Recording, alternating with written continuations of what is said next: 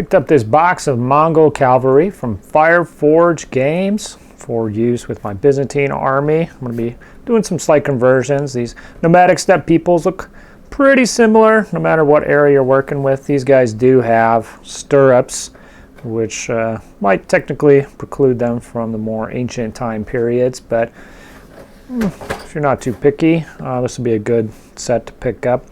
So this has 12 Mongol horse archers of the 12th, 13th century, each one equipped with one hand weapon, shield, and or bows. Several weapon options like spears, bows, and swords are included. Of course, Fireforge has a lot of great box sets.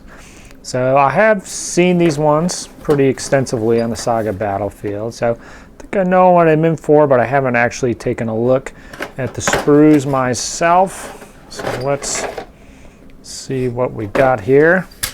1, 2. Well, we got the horse sprues.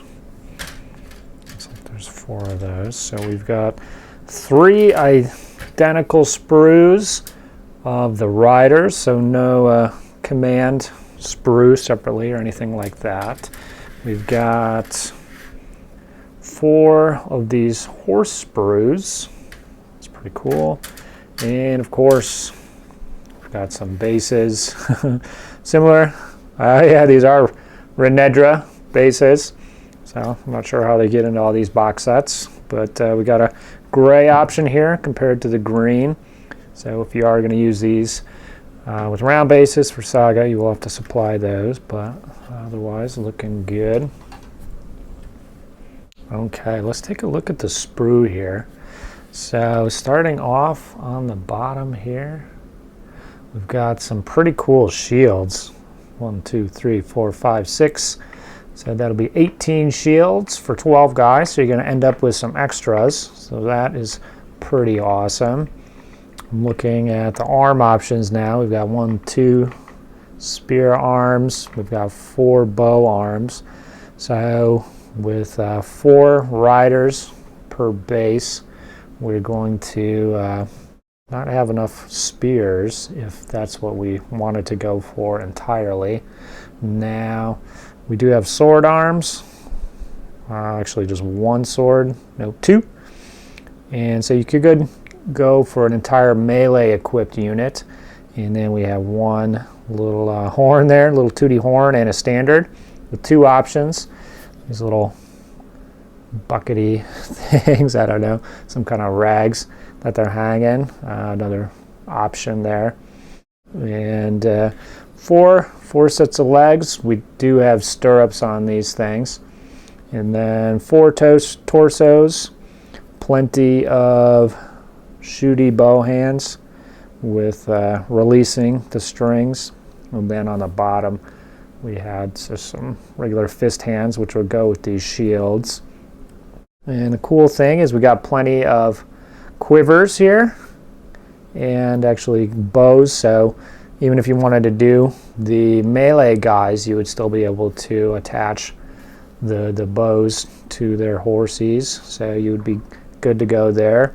And the helmet option, the heads are really interesting here. So we've got 1, 2, 3, 4, and I saw another head over here, 5, 6 heads. So you're going to end up with some extras, and they're just tiny little heads, but they come with these big nice Eastern style helmets, which are really cool. I think these are kind of distinctive Mongol helmets, so those are pretty cool.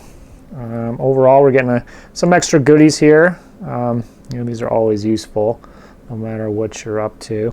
So taking a look at the horse sprue, these are pretty cool. They're completely laden with goodies here. So bedrolls, ropes, stuff like that. I actually don't care for that stuff too much. This is just extra crap to paint in my opinion, but very distinctive. These guys are living on the road, on the trail. And 1, 2, 3.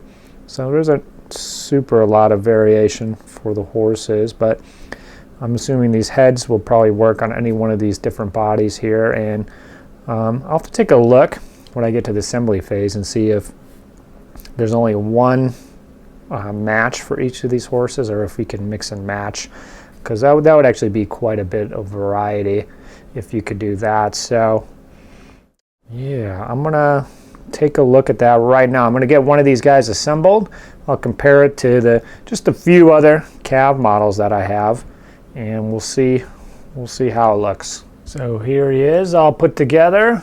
One of these riders here. The horses are indeed completely interchangeable, so you can have 6 different bodies plus the 3 different heads, so you can have quite a variation. I guess the tails are interchangeable as well. So let's compare him to Metal Gripping Beast guy. So you can see the horse proportions are really interesting. Now I'm curious if these were meant to mimic the proportions of, these hardy little ponies that the Mongols would ride, from the steppes, or if that was part of the design. So they're not quite as lengthy as a gripping beast horse, but they are a good deal wider and bulkier. So you can see, maybe this is just because of the way that metal is cast, that you don't want it too thick, but these guys are nice and bulky.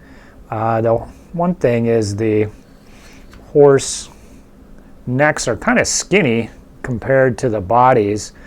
I might have to go back and do some green stuff work to get it to my liking. So there's an obvious edge right there. So that's one thing I don't like about these guys.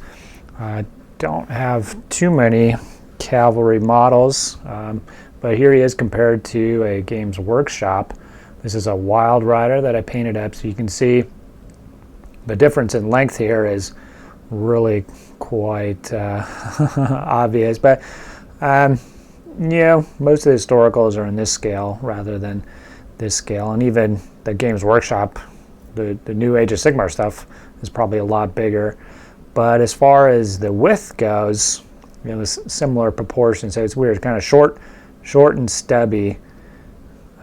These horses are.